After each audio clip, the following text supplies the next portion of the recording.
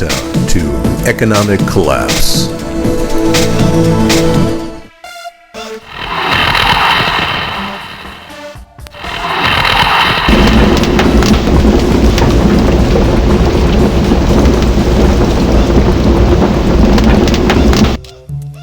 This is Countdown to Economic Collapse, December 9th, 2012. I'm David John Sponheim, running for president for 2016 under America's Third Party. Well, the fiscal cliff is soon approaching. We are going to see $600 billion in cuts from our government. Social spending will be slashed, food stamps, some welfare, SSI, and you're going to see slashes in military spending. But I'll bet that Barack Obama is going to cut the military personnel before he cuts big contractors like Lockheed Martin and Boeing. That's right, he's already said that he's going to slash 500,000 jobs over 10 years in the military. So you can expect military cutbacks there, which doesn't bode well for our nation's security. We do have a standing force of around 2 million people, and we need to keep those people active and keep them on the payroll because a number of things can happen. We could transition them to the TSA to replace the TSA and save airlines money and save the American consumer a lot of money when they travel by air. We could also use them to be positioned along the border. Our troops can come home and guard the border with Mexico and Canada, and we can lower the stress on Border Patrol and give them other jobs like dealing with drug cartels and give them better training and weaponry to deal with those drug cartels. A lot of things can be changed without changing the number of military people that are defending our nation. But Obama is going to slash those jobs. And he's also going to cut people's social security income, people on disability, elderly people. And of course, Obamacare is on the heels of a fiscal cliff. So if we do reach a fiscal cliff, which is coming soon because Obama and Speaker of the House Boehner can't come to agreement, we're going to see perhaps the $600 billion cut affect average Americans like yourself. And that's something that troubles me greatly. You see, I'm not on the far right like the Republicans who think that you need to go get a job. Basically, I want you to do what you want to do, and I want there to be a safety net for all the people out there who don't have a home, who don't have heating in the winter, who need basically enough food to survive. I don't care about non-U.S. citizens and illegals that come into our country. Obama does. He wants to continue paying out Social Security income and refugee pay and food stamps to illegals and non-U.S. citizens. So that, to me, is a question of priorities. If we want to make this country work for American citizens, we're going to have to pay Americans first. And that means not slashing jobs. That means bringing on more federal workers at a lower pay scale. You know, there's a lot of people making a lot of money right now in America. They recently did a study, 36 presidents of universities make over $1 million in the United States. There's 77,000 federal employees that make over $150,000 a year. Are these numbers upsetting you? And I'm not saying that I'm jealous that they're making all that money. I'm saying this is an untenable, unmanageable position our country is engaged in. We're giving people perks left and right at the top when the average people are suffering, skimping, barely able to make through their monthly budget without reaching overdrafts in their checking accounts. Oh, and of course, they're charged for those too. You see, the country is penalizing people who have next to nothing and giving huge benefits to the people that have all kinds of money, like the big bankers that got that $3 trillion in TARP money. The Federal Reserve, acting as a fractional reserve banking system, takes money and turns it into a lot more by simply printing it out of thin air. It's like a money tree in the backyard for Ben Bernanke. And he's been pulling off that money tree and giving it to big bankers who invest overseas. They don't invest in the U.S. economy. They don't build jobs necessarily. So Ben Bernanke doesn't really understand how FDR got our country out of a depression in the 1920s with the New Deal. It's ironic because Ben Bernanke did his dissertation at Princeton on the New Deal. But he doesn't even understand that we need the government to create jobs. He needs to get on the same table with Barack Obama, and they need to realize that our nation needs to build jobs, like we want to do with the Homestead Renewal Plan, creating up to 5 million jobs in 4 years all across the nation, fixing up houses, and getting the government in on flipping on houses, making money on houses. and rebuilding the real estate industry at the same time. This is a revolutionary idea similar to Habitat for Humanity that would get people working to fix up foreclosed houses and make 10 to 12 bucks an hour and then own that house outright, or lease the house from the government, or have a very low-cost apartment with a kitchenette. Anything. But we've got 3.5 million people now homeless. The problem's getting worse. They can't hide it. Recent statistics say that the labor market is at 7.7% unemployment. Of course it is. It's Christmas time. Seasonal employment. They use these statistics to make it seem like everything's fine. Well, that statistic is derived from people that collect unemployment compensation insurance, unemployment.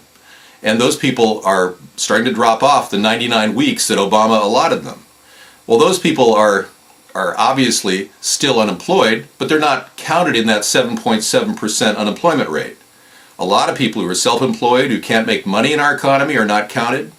Women taking care of their kids are not counted. All kinds of people are not counted. The unemployment rate really is closer to 25 to 30% unemployment. And our country cannot stand that process where people are just left doing nothing. Idle hands can lead to a major disaster in our economy. We need people doing something that they want to do too. That means finding a career, having an opportunity, an education plan.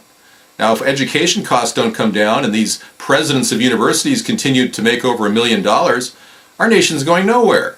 We're not building up, we're falling apart.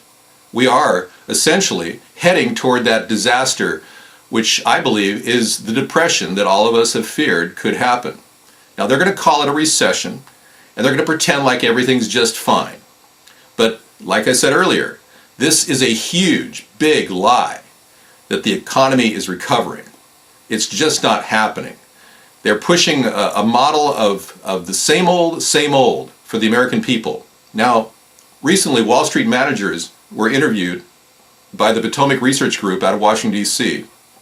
They interviewed 62 Wall Street managers, and 60% of them believe that if the fiscal cliff agreement isn't reached in the next few weeks, we're going to see a 10% drop in the Dow, down to around 12,000. That's what 60% of those money managers believe. But overall, they're not that concerned. It's interesting to see that because many people on Wall Street have become pretty confident in the power of all this money coming in.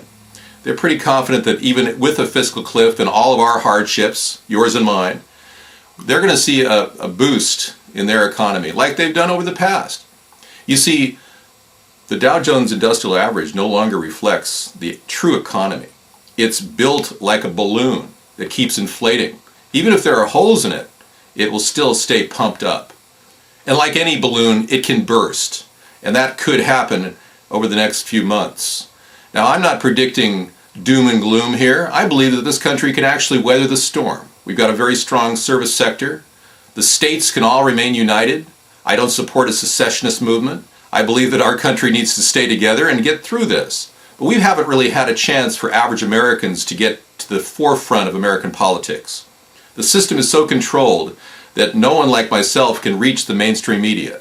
And that's something we're going to do our best over the next 4 years to prevent happening again.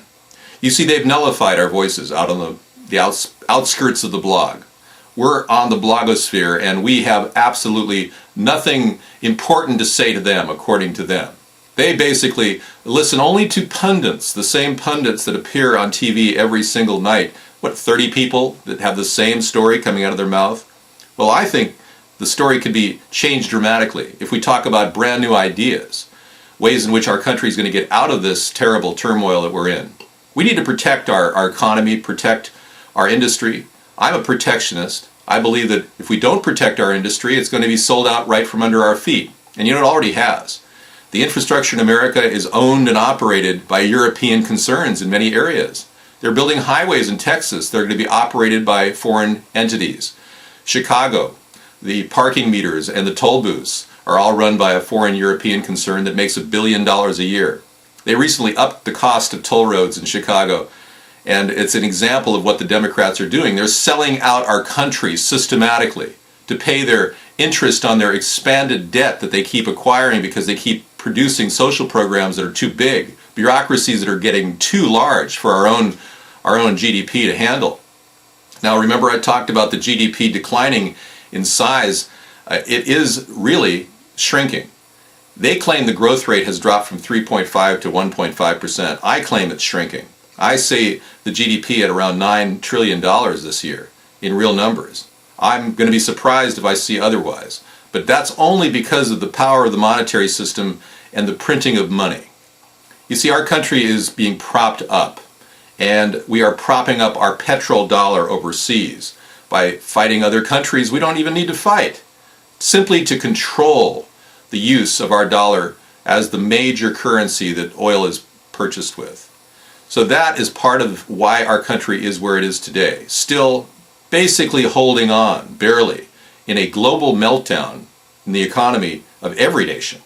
So our country will have to come up with brand new renewable energy solutions to solve some of the key problems that are facing the economic woes ahead.